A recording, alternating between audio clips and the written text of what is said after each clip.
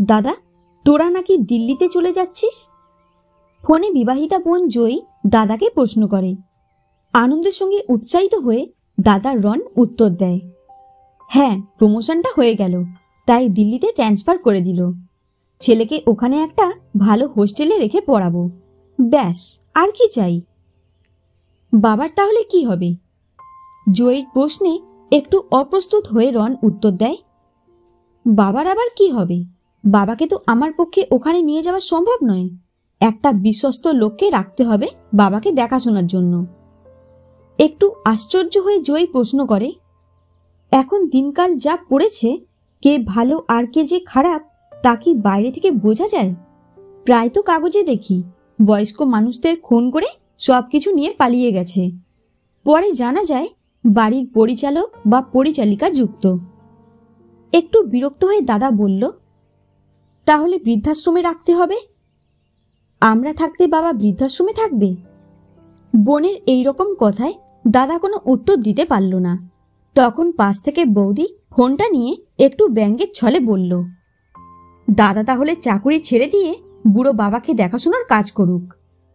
অপ্রস্তুত হয়ে জয়ী বলে, না না, তা কেন? তোমরা ভালো থেকো। তোমাদের দিল্লিতে যাবার আগে আমরা অবশ্যই তোমাদের সঙ্গে দেখা করে আসব। কথাগুলো তাড়াতাড়ি বলেই ফোনটা রেখে দেয় জয়ী।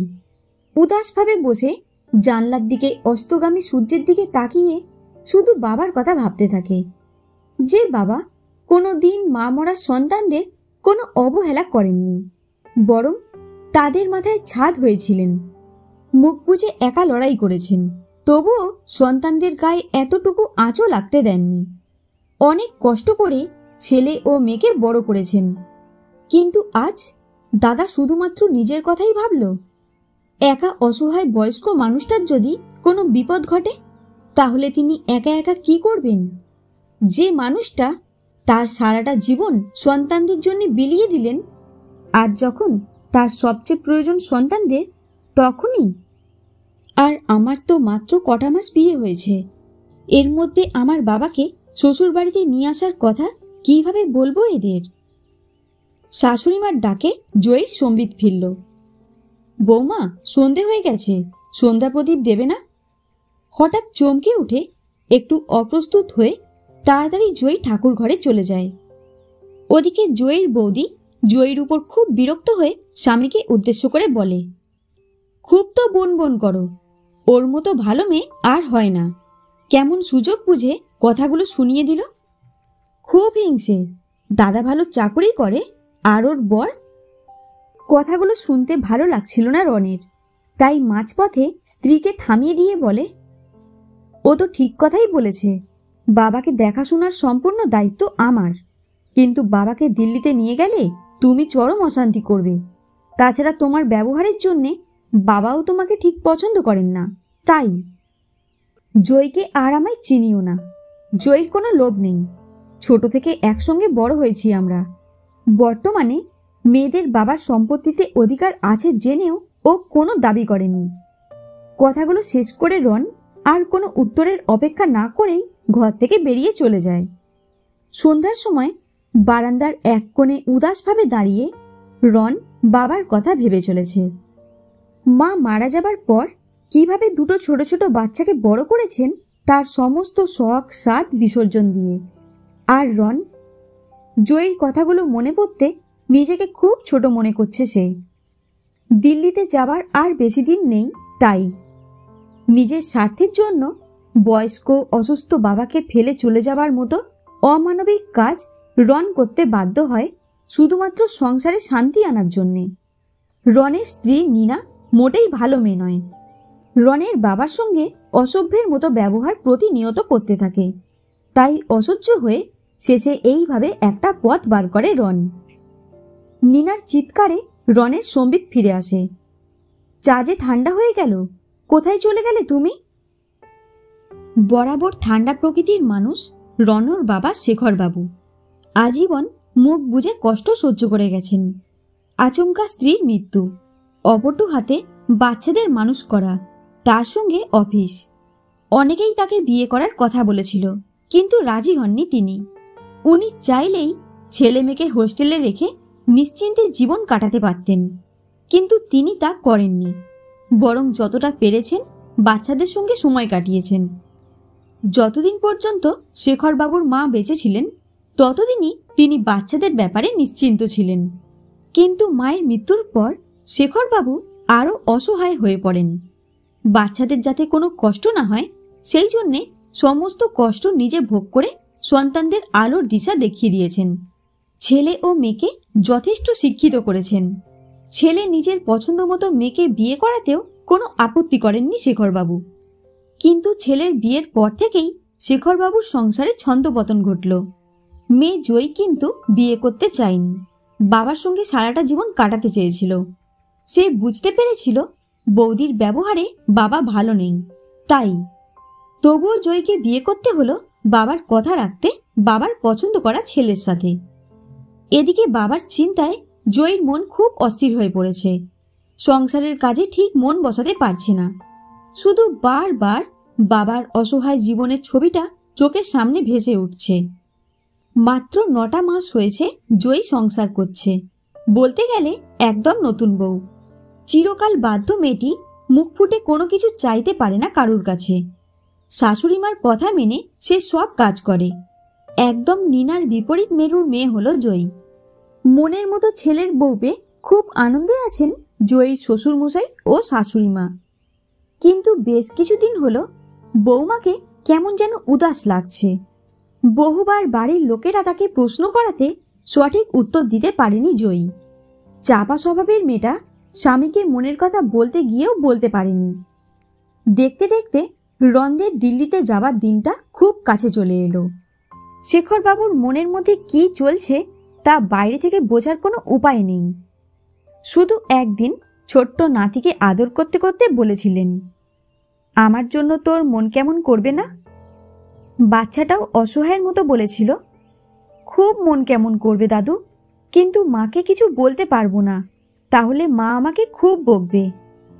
দাদাদের সঙ্গে জয়ী ও তার স্বামী অভ্র দেখা করতে আসে। বাবার সঙ্গে দেখা করার পর অভ্র ও জয়ী দাদাদের ঘরে আসে। অভ্রর সামনে নিনার এক অন্য রূপ। বাড়ির জামাইকে যথেষ্ট খাতির যত্ন করে সে। অভ্র ও রন বিভিন্ন ধরনের গল্পে মশগুল। জয়ী দাদাদের সঙ্গে কিছু কথা বলে আবারও বাবার ঘরে গিয়ে বাবার কাছে বসে। অনেকদিন বাদে মেয়েকে দেখে এক তৃপ্তির হাসি হাসেন তিনি। বাবা মেয়ের অনেক ধরনের গল্প হয়। বিভিন্ন ধরনের কথার মধ্যে বাবাকে বারবার মেয়ে বোঝায় একা একটা বাড়িতে থাকার অসুবিধেগুলো। তাই মেয়ের একান্ত ইচ্ছে বাবা তার কাছে গিয়ে থাকুক। শেখরবাবু একটু হেসে মেয়েকে বলেন, আমাকে নিয়ে অত চিন্তা করিস না, এই বাড়িতে আমি ঠিক থাকতে পারবো। জয়ী অভিমানে সুরে বলে, আমাকে তো তুমি পর ভাবো, তাই আমার কাছে যেতে তোমার এত আপত্তি। বাবা মেয়ের কথোপকথনের সময় অভ্র জয়ীকে ডাকতে এসে আড়াল থেকে সব কথা শোনে। একটু পরে ঘরের ভেতরে ঢোকে অভ্র। শেখরবাবুর কাছে বসে কিছুটা গল্প করে জয়ীকে সঙ্গে করে বাড়ির দিকে রওনা দিল। জয়ীর বাপের বাড়ি থেকে শ্বশুর বাড়ির দূরত্বটা মাত্র 2 ঘন্টার পথ, তাই মাঝে মধ্যেই জয়ী স্বামীর সঙ্গে বাপের বাড়িতে আসে। বরাবরই ভোরে ওঠে জয়ী, আজও এর কোনো ব্যতিক্রম হয়নি। প্রতিদিনের মতোই সে ফুল তুলে ঠাকুর ঘরে গিয়ে পুজো করে এসে রান্নাঘরে গিয়ে চা বানিয়ে সবাইকে দিয়ে আসে। হঠাৎ আজ অবাক হয়ে জয়ী দেখে তার থেকে আরও আগে উঠে শাশুড়ি মা রান্নাঘরে কি যেন করছেন। জয়ী তার কাছে যেতেই একটা মিষ্টি হাসি হেসে বলেন, তোমার আগে রান্নাঘরে ঢুকে পড়েছি, আজ একটু পায়েস বানাচ্ছি, তোমার তো জন্মদিন। খোকা বলল তোমাকে নিয়ে সকাল সকাল তোমার বাপের বাড়িতে যাবে, তাই। জন্মদিনের কথা জয়ীর মনে ছিল না, তার শুধু মনে ছিল আজ বিকেলে দাদারা দিল্লিতে চলে যাবে। আর অসহায় বাবা যে তার জীবনটাকে উৎসর্গ করল সন্তানদের মানুষ করতে, তার ভাগ্যে জুটল শুধু বঞ্চনা। তবুও তার কথা মনে করে ভোর থেকে উঠে এই মানুষটা কত যত্ন সহকারে তার জন্যে পায়েস বানাচ্ছেন, এটা দেখে জয়ী আপ্লুত হয়ে যায়। শাশুড়ি মাকে ভোর থেকে উঠে তার জন্যে পায়েস বানাতে দেখে জয়ী খুব লজ্জা পেয়ে বলে, আপনি কেন এত কষ্ট করছেন? আমাকে বললে আমি পায়েস বানিয়ে নিতাম। মা থাকতে কি না মেয়ে নিজের জন্মদিনের পায়েস বানিয়ে তবে খাবে? এ কখনো হয়? একটু হেসে শাশুড়ি মা জয়ীকে বলেন। জয়ীর চোখ দুটো জলে ভরে আসে। সে যেন আবার নতুন করে তার মাকে কাছে পেল। সকালবেলা জয়ী বাড়ির বড়দের প্রণাম করে আশীর্বাদ নিল। শাশুড়ি মা ছেলেকে বললেন, আজ জয়ী যা চাইবে তাই ওকে দিবি। তারপর খাওয়া দাওয়া সেরে বাপের বাড়ির দিকে রওনা দিল স্বামীর সঙ্গে। এত আনন্দের মধ্যেও কোথাও যেন একটা মানসিক যন্ত্রণা জয়ীর মনের মধ্যে রয়ে গেছে। আজ বাবাকে একা করে দাদারা দিল্লিতে চলে যাবে। বাবার হাতে মিষ্টির প্যাকেটটা দিয়ে জয়ী প্রণাম করল। জয়ীর দাদার মনটা একটু খারাপ হলেও বৌদি কিন্তু খুব আনন্দে আছে। হঠাৎই সকলকে অবাক করে দিয়ে শেখরবাবুর জামাই অভ্র শেখরবাবুকে উদ্দেশ্য করে বলল, বাবা, আপনি এখনো কোনো গোছগাছ করেননি? ছেলের সঙ্গে যাবেন তো? শেখরবাবুর সঙ্গে বাড়ির অন্যান্য সদস্যরা সকলেই অবাক চোখে তাকিয়ে থাকে অভ্রর দিকে। একটু বিরক্ত হয়ে নীনা বলে, এসব আবার কি কথা? দিল্লি কি এ পাড়া ও পাড়া যে বললেই নিয়ে যাওয়া যাবে? তাছাড়াও আমাদের ট্রেনের রিজার্ভেশন হয়ে গেছে। এখন এসব কথার কোনো মানে আছে? নীনার মুখোশের ভেতর থেকে কুৎসিত মুখটা বেরিয়ে এলো। অভ্র কিন্তু ছাড়ার পাত্র নয়। এবার সে জয়ীর দিকে তাকিয়ে বলে, কি হলো? বাবার জামা কাপড়, প্রয়োজনীয় জিনিসপত্র সব ব্যাগে গুছিয়ে দাও। স্বভাবে শান্ত প্রকৃতির মেয়েটি স্বামীর এই ধরনের ব্যবহারে একেবারে স্তম্ভিত হয়ে গিয়েছে। তার সঙ্গে তার দাদার রণও। শেখরবাবু অভ্রকে বলেন, আমি তো ওদের সঙ্গে দিল্লিতে যাব না, তা তো তোমার অজানা নয়। তাহলে তুমি এমন ছেলে মানুষই করছো কেন? অভ্র একটু হেসে বিনয়ের সঙ্গে উত্তর দেয়, আমি তো দাদার সঙ্গে আপনাকে যেতে বলিনি। আপনার ছেলে কি শুধু দাদা? আমি নই। ইংরেজিতে জামাইকে সন ইন ল বলে, তা তো আপনারা সকলেই জানেন। তাহলে জামাইকে ছেলে মতো না ভেবে ছেলে মনে করাতে দোষ কোথায়? তাই আপনার ছেলের কাছে গিয়ে থাকতে হবে। কোনো আপত্তি আর শুনব না। আজ জয়ীর জন্মদিন। আমার মায়ের আদেশ, আজ জয়ী যা চাইবে তাই ওকে দিতে হবে। মুখে কিছু না চাইলেও ও মনে মনে কি চায় তা আমি বুঝতে পেরেছি। মার আদেশ আমি ছোট থেকেই কোনোদিন অমান্য করিনি। ওর চিন্তা দূর করে ওর মুখে হাসি ফোটানোর দায়িত্বটা আমাদের। তাই শেখরবাবু কি একটা সবে বলতে যাচ্ছিলেন, কিন্তু জয়ীর মুখের দিকে তাকিয়ে আর কিছুই বলতে পারলেন না। হাসি মুখে সম্মতি সূচক ঘাড় নাড়লেন। জয়ী আনন্দে বাবাকে জড়িয়ে ধরে কেঁদে ফেলে এবং বলে, আজ আমি জন্মদিনের সেরা উপহারটা আমার স্বামীর কাছ থেকে পেলাম। বিকেলবেলায় ভাই বোনের দুটো গাড়ি পাশাপাশি দাঁড়িয়ে আছে। রন গাড়িতে উঠল মাথাটা নিচু করে। চাকরির দিক থেকে সে অনেক বড় অফিসার, কিন্তু মানুষ হিসাবে কর্তব্যে পরাজিত এক সন্তান। আর জয়ী বাবাকে সঙ্গে নিয়ে আনন্দের সঙ্গে স্বামীর সাথে শ্বশুর বাড়ির দিকে রওনা দিল এক মানসিক শান্তি নিয়ে এবং তৃপ্তির হাসি হেসে বিজয়িনীর মতো।